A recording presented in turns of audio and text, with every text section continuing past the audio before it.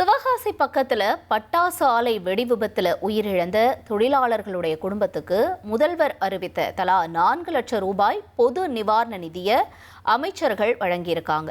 நிதியை வாங்குறப்ப கதறி எழுத பாதிக்கப்பட்டவங்களை அமைச்சர்கள் கீர்த்தனாவும் ஜெகதீஸ்வரியும் கட்டி அணைச்சு ஆறுதல் தெரிவித்து அவங்கள ஆஸ்வாசப்படுத்தியிருக்காங்க. அந்த காட்சிகள்லாம் நம்ம பார்க்கலாம்.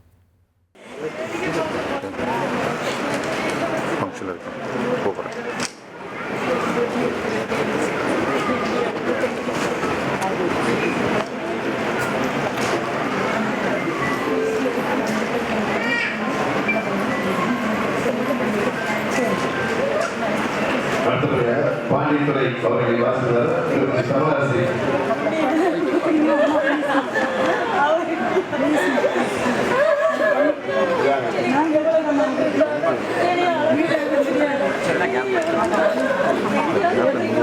நிறைய பண்ணிக்கிறாங்க.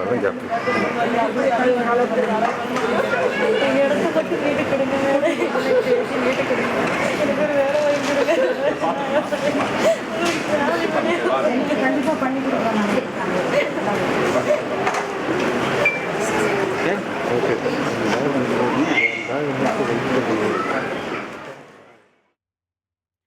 விருதுநகர் மாவட்டம் சிவகாசி பக்கத்துல செங்கமலப்பட்டியில கடந்த 26ஆம் தேதி சட்டவிரோதமா பட்டாசு தயாரிச்சப்ப ஏற்பட்ட பயங்கர வெடி விபத்துல 4 தொழிலாளர்கள் உடல் சிதறி பரிதாபமா உயிரிழந்தாங்க.